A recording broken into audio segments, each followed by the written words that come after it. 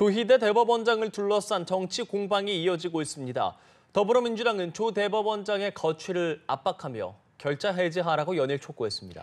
한편 국민의힘은 지라시 정치 공작이라고 비판했습니다. 국회 연결해 보겠습니다. 문승욱 기자, 민주당은 오늘도 조 대법원장에 대한 압박을 이어가고 있군요.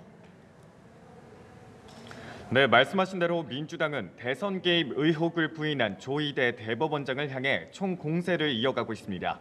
정청래 대표는 아침 회의에서 조 대법원장을 둘러싼 내부 비판과 국민적 불신은 스스로 자초한 일이니 본인이 결자 해지하길 바란다고 쏘아붙였습니다.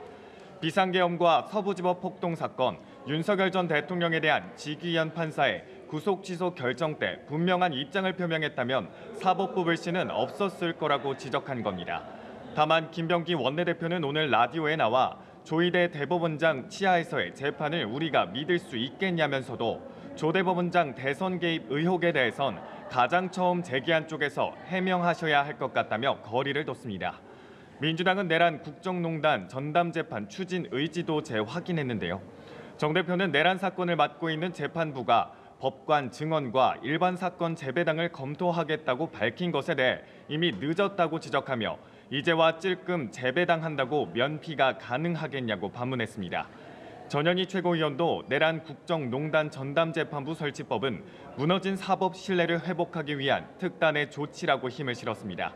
민주당은 조 대법원장이 당에서 요구하는 공정한 재판에 대한 응답과 조치가 없다면 입법으로 드라이브를 걸 수 있다고도 경고했습니다. 국민의힘은 민주당이 허위 사실을 유포하고 있다며 조 대법원장 관련 의혹의 신빙성을 문제 삼고 있죠. 네, 국민의힘은 민주당이 조 대법원장을 향해 제기하고 있는 의혹을 허위 사실 유포라고 규정하며 제보의 신빙성을 깎아내렸습니다. 송원석 원내대표는 원내대책회의에서 검증되지 않은 제보를 통해 마치 중대 범죄가 드러난 것처럼 호도하고 있다고 비판했습니다. 그러면서 민주당이 추진하고 있는 징벌적 손해배상 제도를 언급하며 해당 의혹을 제기하고 유포한 서영교 의원과 부승찬 의원 등을 콕 집어 징벌적 손해배상 제도의 1호 대상으로 적용해야 한다고 꼬집었습니다. 이어 대법원장을 향한 정치 공작과 허위 사실 유포에 대해 즉각 형사고발 조치하겠다며 국회 법사위에 국정조사 요구서도 제출하겠다고 밝혔습니다. 송 원내대표는 또 민주당이 추진하는 내란 전담재판부가 헌법과 법치주의를 파괴하는 거라고 거듭 강조했습니다. 국민의힘은 특검의 압수수색에 대해서도 연일 반발하고 있는데요.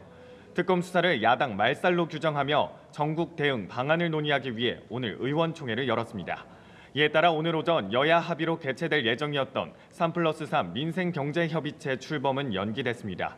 김은혜 원내 정책수석 부대표는 아침 회의에서 정부조직법 기습상정, 내란특별 재판부 법안 발의까지 민생의 가장 토대가 되는 헌법과 법률, 삼권 분리까지 뒤흔들고 있다며 연기 이유를 설명했습니다.